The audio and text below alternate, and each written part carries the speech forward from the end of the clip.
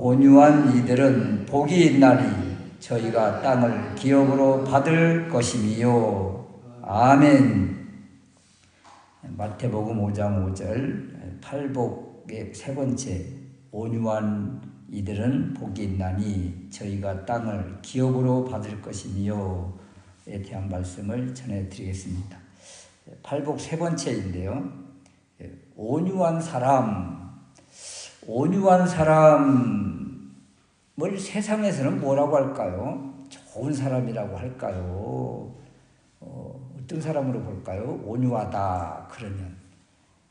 어찌 보면 온유한 사람 그러면 손해보는 사람 같기도 하고, 또 저 사람 마음대로 이용해도 괜찮을 것 같네 이렇게 또 바라보는 경우도 있어서 오늘날 현대 사회에서는 그렇게 환영받지 못한 모습일 수도 있습니다. 왜냐하면 약육강식의 이 시대, 적자 생존의 시대, 사람을 짓밟고 그리고 올라서고 또 성공하고 그래야 될 시대에 온유하다 이런 이미지는 어찌 보면 유약한 그러한 모습으로 이렇게 보여질 수가 있습니다.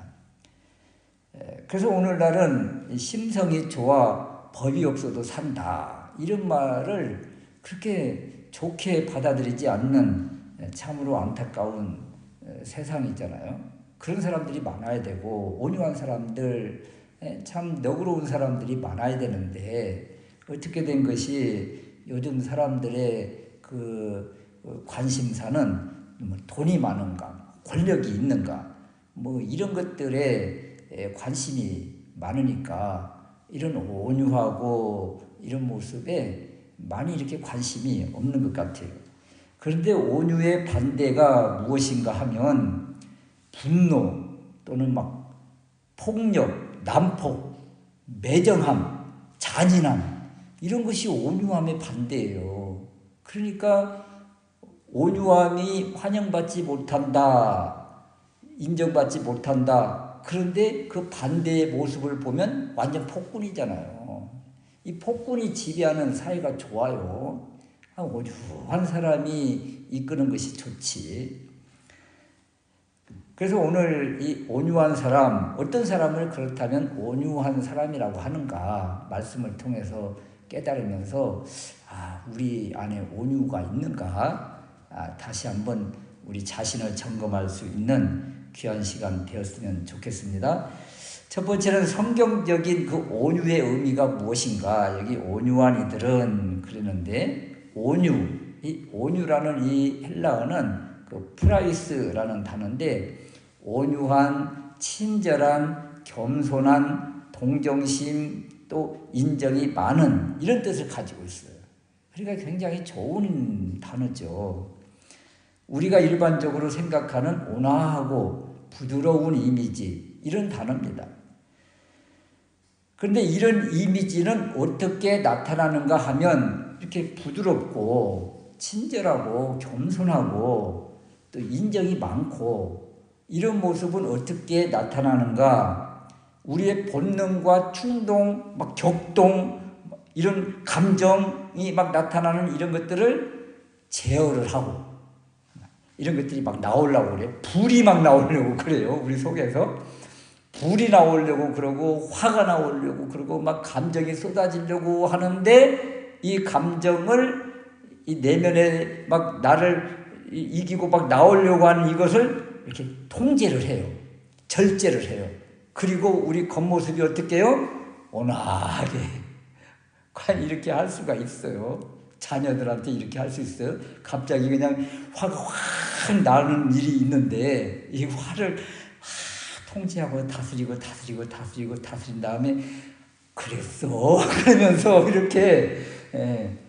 이렇게 나타날 수가 있느냐고요. 이럴 때 온유함이라고 그러는 거거든요. 온유함이다. 내면의 악한 성질이 드러나려고 할 때 훈련된 인격자는 이것을 잠재웁니다. 세상에서도요, 참 이렇게 통제력, 절제력이 굉장히 강한 사람들이 있어요. 세상에서도. 우리는 지금 말씀 안에서 이거 이제 살펴볼 텐데, 세상 사람들 가운데서도 자신의 막 이렇게 나오는 것들을 이렇게 억제하고 절제하는데 강한 사람들이 있습니다. 그럼 그런 사람들과 대화하면 어찌 보면 막 무서울 때도 있어요. 마음속에서는 말이에요, 복수하고 싶고 막 100배로 갖고 싶은 마음이 일어나는데, 이런 것들을 다 이렇게 평정하게 하고 평정시키고, 그 다음에 이렇게 일어나는 것들을 이렇게 내 마음속에서 삭제한다. 이것이 과연 가능할까?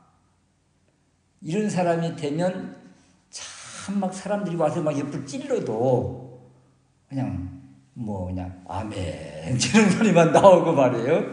더 찔러봐 그러고, 그럴 수가 있을까? 이런 사람이 온유한 사람인데. 그래서 이 온유한 사람은요, 우리가 일반적으로 알고 있는 그냥 좋은 사람, 평안해 보이는 사람, 이런 의미가 아닙니다. 성경에서 말하는 이 온유함이란 이런 그냥 너그럽게 보이는 사람, 그냥 좋은 사람, 뭘 말을 해도 괜찮을 것 같은 사람, 이런 이미지를 말하는 것이 아니에요. 이건 그냥 세상에서 바라보는 그냥 일반적인 온유함이고, 온유한 사람이다. 이것은 이런 것입니다. 이제 내 안에 일어나는 이러한 나를 폭발하게 하는 그것을 잠재울 줄 아는 사람, 또 이것뿐만이 아니라 상대방이 무거운 짐을 지고 이렇게 그냥 쓰러지기 직전인 사람을 봤을 때 그 사람의 짐을 이렇게 덜어주고, 그 사람의 옆에서 그 사람을 이렇게 지탱해 줄 수 있는 사람. 그러니까 자신뿐만 아니라 상대방까지도 같이 이렇게 부추겨질 수 있는 사람. 이런 사람이 온유한 사람인 거예요. 그래서 우리가 잘 아는 말씀을 보면 금방 이제 이해가 될 텐데요. 마태복음 11장 28절 이하에 보면, 수고하고 무거운 짐진 사람들아 다 내게로 오라. 수고하고 무거운 짐진 사람들 다 주님이 내게로 오라고 그러잖아요. 내가 너희를 쉬게 하리라 그러잖아요. 그러니까 무거운 짐으로 그냥 버티기 힘든 그 사람들 주님이 오라고 하시면서 그 사람을 쉬게 해주신대요. 쉬게 해주신다. 왜냐하면 우리 주님은 어떤 분이신데 온유한 분이시거든요. 그러니까 온유한 분은 자신만 그렇게 평안한 가운데 모든 걸 다스릴 줄 아는 그런 사람이 아니라, 상대방이 무거운 짐을 지고 쓰러지기 직전인 그 사람마저도 케어해 줄 수 있는 사람, 이런 거예요. 우리 주님이 이렇게 말씀하십니다. 나는 마음이 온유하고 겸손하니 내 멍에를 메고 내게 배우라. 그러니까 수고하고 무거운 짐을 지고 쓰러지기 직전인 사람이 예수님 앞에 나아가면 그 무거운 짐을 다 내려놓고 그 다음 우리 주님이 짊어지게 하는 그 짐이 있다는 거예요. 주님이 주시는 짐을 짊어져야 된다는 거예요. 주님의 멍에를 메야 된다는 거예요.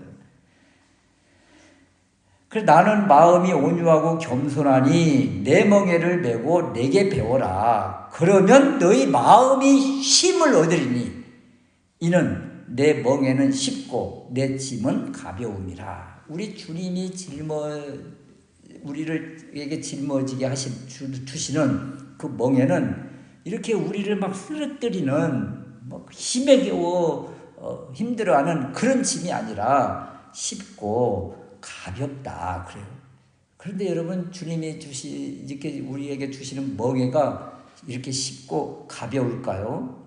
아유, 무거운 십자가 아니겠어요? 그런데 왜 가볍다는 표현을 하실까요? 주님이 내가 그걸 짊어지는 것이 아니라 주님이 대신 짊어지시거든요. 옛날에 군대나 삼청교육대나 이런 데 보면 무거운 통나무를 다 이렇게 한 분대가 짊어지잖아요. 그리고 다 막 앉았다 일어났다 앉았다 일어났다 그러잖아요. 그런데 양쪽에 말이에요. 큰 사람들이 있고 가운데 그 작은 사람이 있으면 앉았다 일어났다 그 짐이 무겁겠어요? 그냥 앉았다 일어났다 아무 느낌이 없겠죠. 양쪽에 그냥 큰 사람들이 대신 짊어져 주니까 이것이 바로 주님의 멍에입니다. 우리 대신 주님이 짊어주시고 또 우리 안에 성령님께서 힘을 주시기 때문에 주님이 주신 우리에게 주신 짐은 이렇게 쉽고 가볍다. 그래서 우리 주님은 어떤 분이신가? 온유하고 겸손하신 분인데 여기 온유라는 분이 이 단어가 나와요. 온유하신 분은 어떤 분이신가? 상대방이 무거워 힘들고 쓰러지기 직전인 그 사람을 세워 일으켜주고 힘을 주고 안식을 줄 수 있는 사람, 그 사람이 온유한 사람이에요.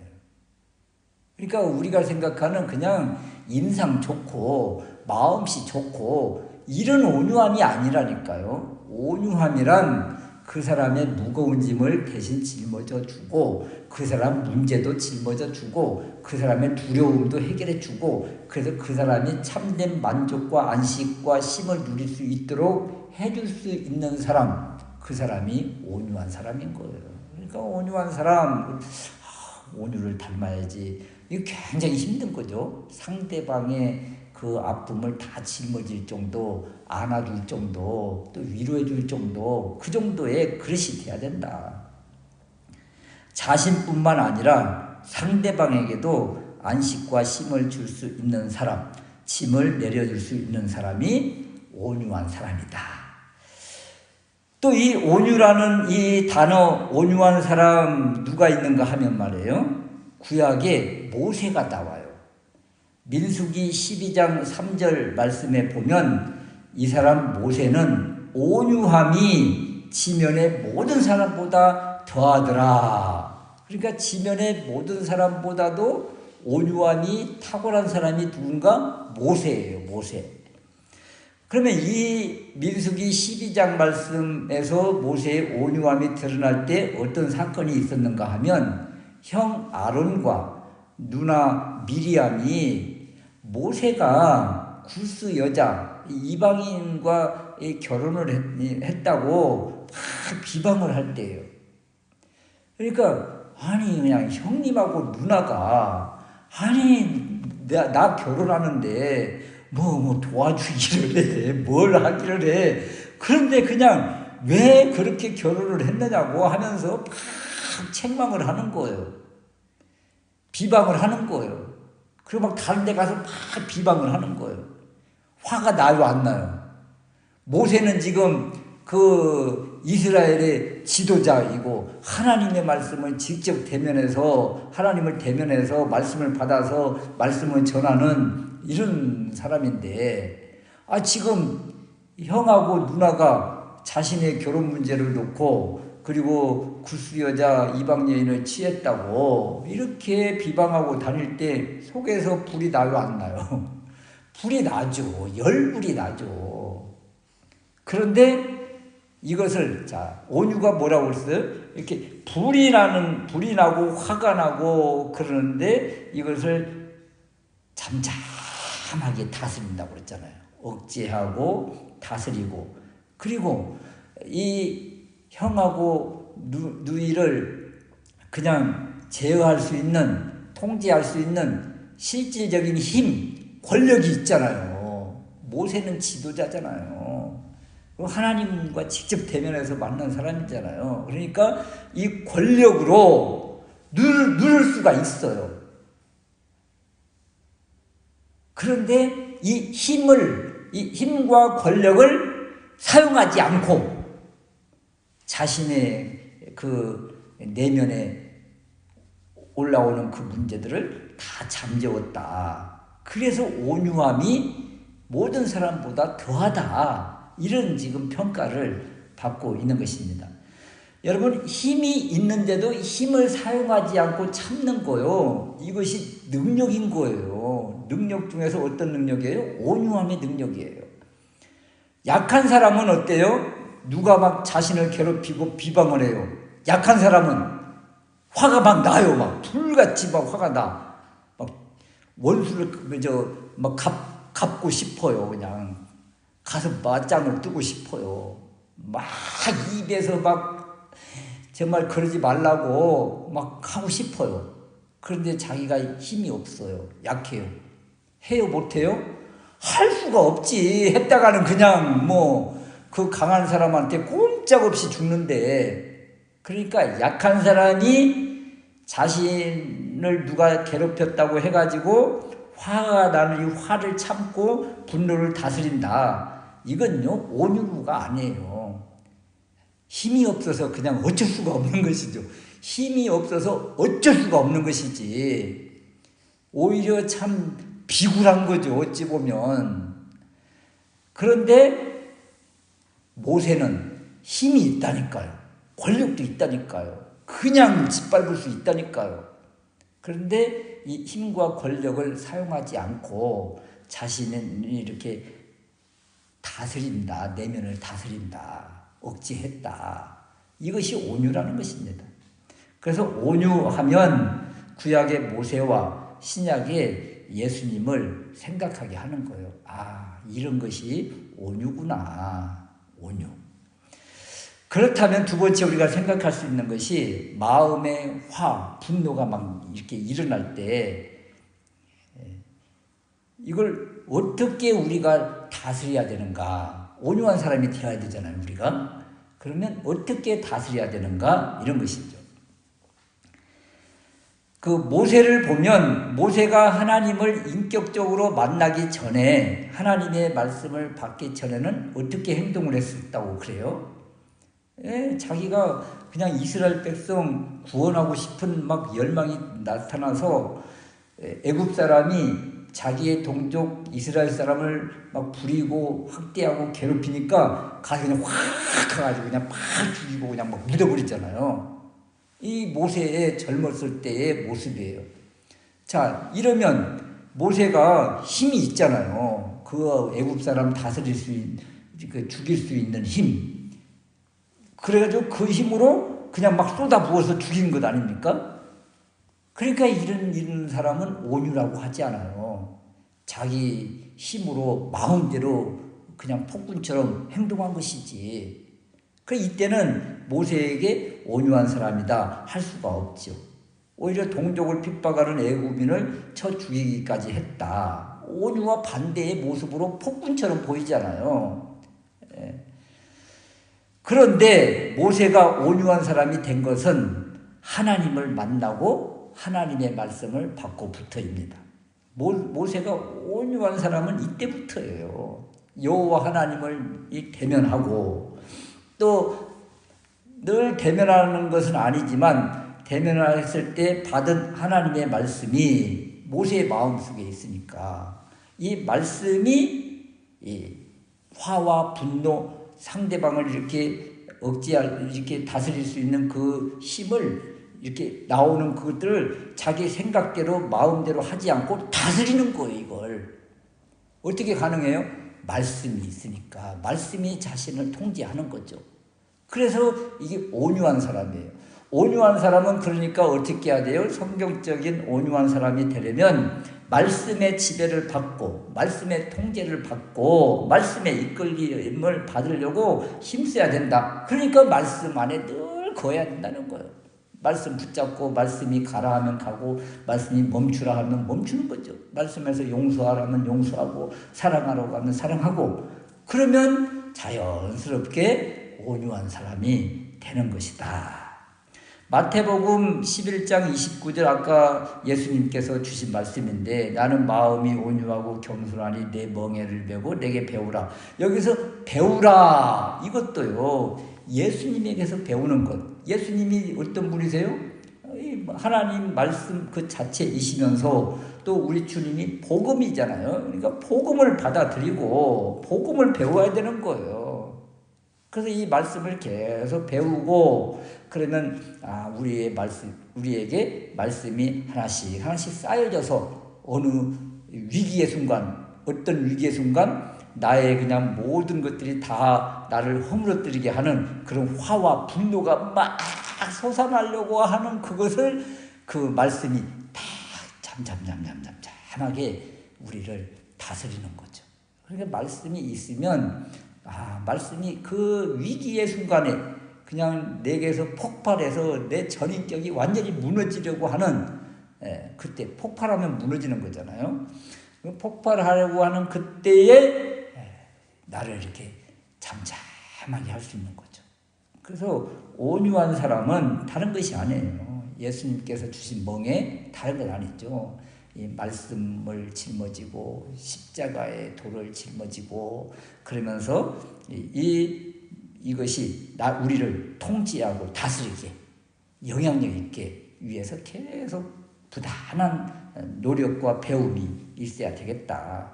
예수님께서 우리에게 친히 보여주신 것이 있는데 빌립보서 2장 6절에서 8절 말씀에 보면 사람의 모양으로 이 땅에 오셔서 이 세상에 오셔서 죽기까지 하나님 아버지께 복종하심으로써 그의 온유하심과 겸손을 드러내 주신 거예요. 우리 주님 겟세마네 동산에서 기도하시는 모습 한번 생각해 보세요. 내 아버지여 만일 할만 하시거든 이 잔을 내게서 지나가게 하옵소서. 그러나 나의 원대로 마옵시고 아버지의 원대로 하옵소서.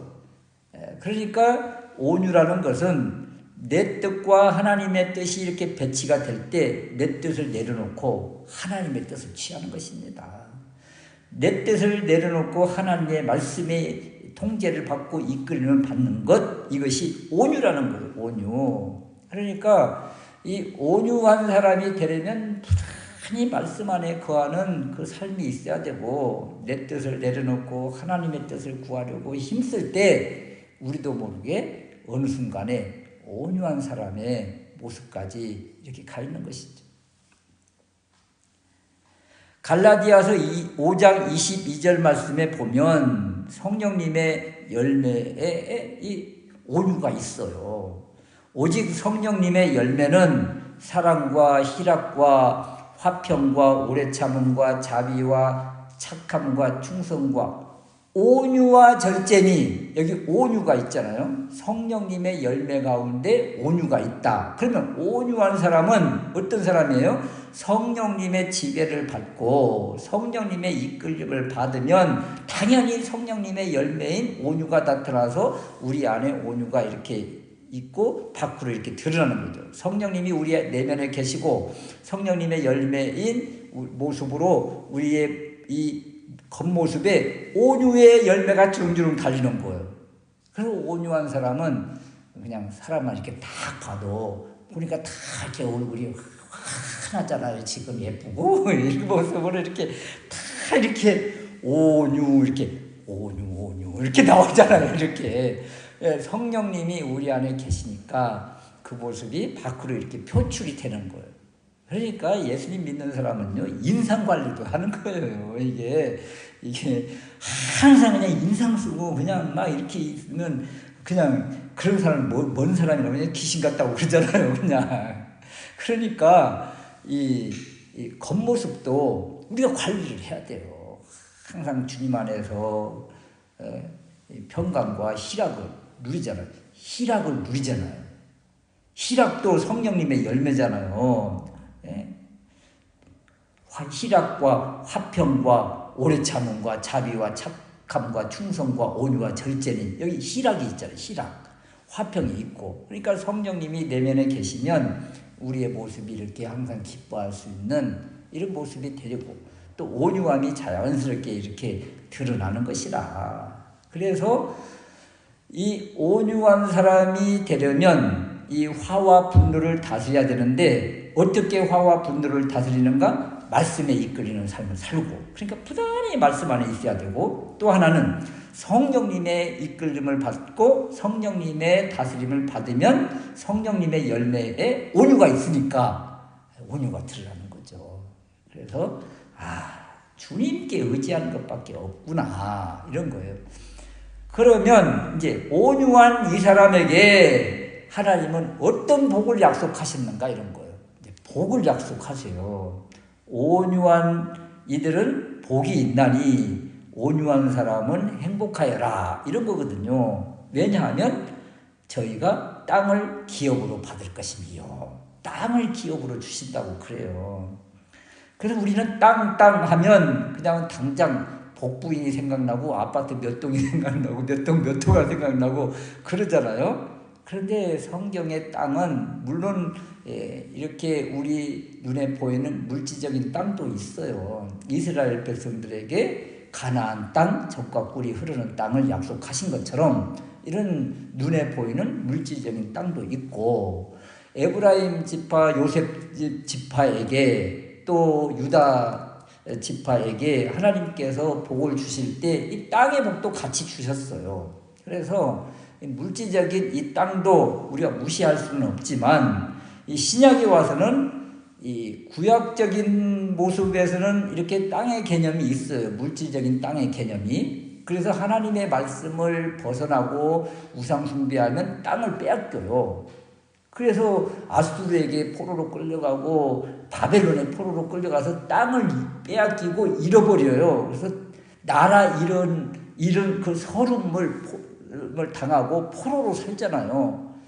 하나님을 떠나면 이렇게 되는 거예요. 실제로 눈에 보이는 땅, 물질적인 땅도 잃어버리는 거죠. 그러나 신약적인 관점에서는 이런 물질적인 땅을 이야기하는 데가 거의 없어요.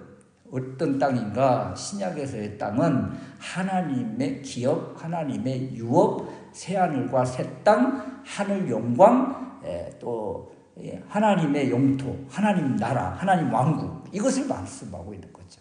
그래서 온유한 이에게 주시고자 하신 하나님의 복은 땅을 기업으로 주신다. 어떤 땅이에요? 영원히 우리가 살 수 있는 그 땅을 말하는 것입니다. 저 영생한 그 구원함을 말하고 또 하나님 왕국을 말하고 그 땅에서 누리는 복을 말하는 거예요. 그러니까 온유한 사람, 어떤 사람이라고 그랬어요? 말씀 안에서 부단히 말씀대로 살려고 몸부림치는 사람, 성령님에 이끌려고 힘쓰는 사람, 당연히 예수님을 주인으로 살고 그 말씀으로 살려고 힘쓰는 사람이기 때문에 어떤 사람이에요? 구원받은 하나님의 백성이죠. 마땅히 무엇을 기업으로 받아요? 땅, 하늘 왕국을 유업으로 받는 것이죠. 이 복을 말씀하시면서 이 안에 그렇다고 이 땅을 기업으로 받을 것이며 이 안에 물질적인 이러한 복이 없을까? 같이 다 연관되어 있는 것입니다. 하늘 영광을 누리는 사람은 또 이런 복도 같이 따라오는 것 마땅하다. 이런 복을 받는 온유한 사람, 그러면 이제 이 땅에서 어떻게 살아야 돼요? 주님의 십자가에 멍에를 메고 예수님을 주인으로 고백하면서 예수님의 마음을 품고 성령님에 이끌려서 살면 우리 주님이 우리의 무거운 짐을 내려놓게 하시고, 어떻게 해요? 우리 주님이 대신 짊어져 주시고 성령님이 우리 안에서 힘을 주셔서 우리에게 있는 그 인생의 무거운 짐을 이렇게 가볍게 또 넉넉히 이길 수 있게 하신다. 그래서 온유한 모습이 드러날 수밖에 없다. 참 웃는 날이 없는, 기쁨이 별로 없는 참 힘든 세상에 우리가 지금 살고 있잖아요. 지금 오늘날이 그렇게 힘든 시대예요. 오늘날. 그렇지만 주님 안에서 이 말씀을 받고 어떻게 살아야 될 것인지 이렇게 보니까 우리 주님이 우리를 이 힘든 세상에서 그래도 웃게 하시고 또 힘든 세상, 무거운 멍에를 메고 가는 세상에 가볍게 이 한 곡에 넘어갈 수 있도록 은혜를 베풀어 주시는구나. 그러니까 주님 안에서 우리의 인생이 어떤 인생인가? 신나는 인생이 되는 것이다. 그래서 예수님 안에서 예수님 마음으로 살아서 온유한 삶을 살아내는 우리 모두가 될 수 있으시기를 주님의 이름으로 축원합니다. 아멘.